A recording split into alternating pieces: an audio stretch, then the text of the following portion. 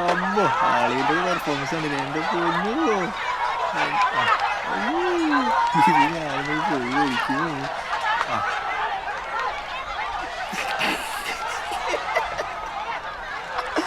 ഇതിനെ അറിയാം.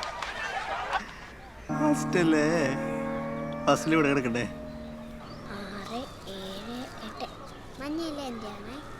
എന്താ ഇപ്പോൾ സംഭവിച്ചത്?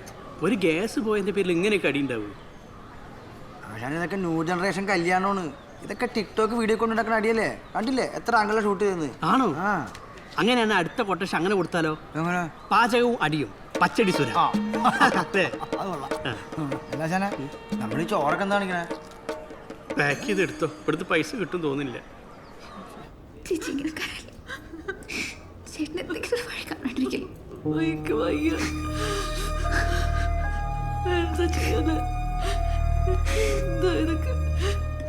ഇനി പറഞ്ഞിട്ടൊരു കാര്യമില്ല, വരാനുള്ളത് വഴി തങ്ങൂലല്ലോ.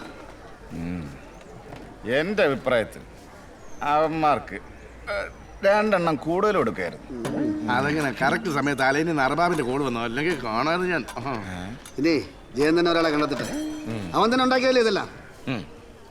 പെണ്ണിന്റെ കൊച്ചനായതുകൊണ്ട് ഞാൻ സുധനോടൊരു കാര്യം പറയാം. എന്റെ മോൻ സുമേഷിനെ കൊണ്ട് ഈ പെൺകൊച്ചിനെ കെട്ടിക്കാൻ ഞാൻ തയ്യാറാണ്. പണ്ട് ഞാനൊന്ന് ആലോചിച്ചതാ.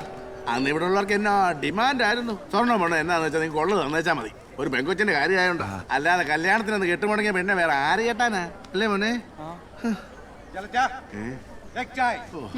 ആ ജോലി ചെയ്തുപോലെ എന്നെ ചെയ് കാണല് കഞ്ഞി. ചേട്ടപ്പൻ ഐസായിട്ട് എവിടെ ചെന്നേ? ചേട്ടന്റെ കാര്യം പറഞ്ഞല്ലോ. എടാ മണ്ട, രാവിലെ ഒരു വെള്ളം കോരിയിട്ട് വൈകിട്ട് കൊടടയ്ക്കേണ്ട ആവശ്യമുണ്ടോ? ഇപ്പം ഞാനാണ് ആളെന്ന് പറഞ്ഞു കഴിഞ്ഞാൽ കല്യാണം മുടക്കിയത് നമ്മളെന്ന് മനസ്സിലാവില്ലേ? ആ അത് ശരി. എൻ്റെ വീട്ടുകാരാണെങ്കിൽ ഇപ്പോഴും ഭയങ്കര എതിർപ്പില്ല. ഇനി എനിക്ക് സമയമുണ്ടല്ലോ.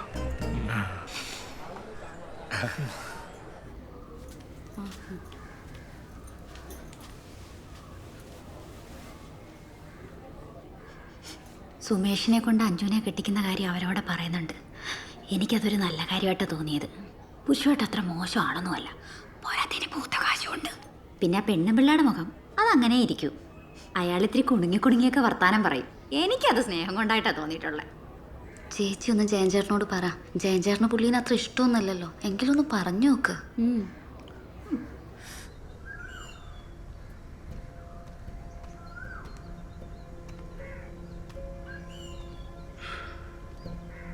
അഞ്ചു വന്നിരിക്കോ?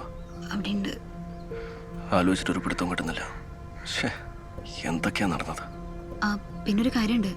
അഞ്ജുന് അടുപ്പുണ്ടായിരുന്നെന്ന് പറഞ്ഞ പയ്യനില്ലേ, അവന്റെ വീട്ടിലേക്ക് അഞ്ജുന്റെ കൂട്ടുകാർ വിളിച്ചിരുന്നു. എവിടെയാ അവന്റെ വീട്? അതറിയില്ല, പുറത്തെവിടെയോ ആണ്. കാര്യങ്ങളൊക്കെ സംസാരിച്ചപ്പോൾ അവർക്ക് താല്പര്യമില്ലാന്നാ പറഞ്ഞേ.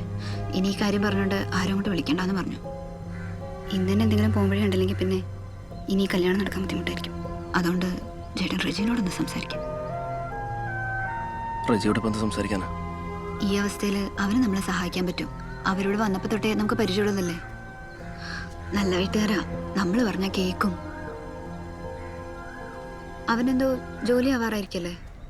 ഇത്രയ്ക്ക് എത്തിയിട്ട് കല്യാണം നടന്നില്ലെങ്കിൽ എല്ലാവരും ചേട്ടനെ കുറ്റം പറയും. എനിക്കിത് കേൾക്കാൻ പറ്റില്ല.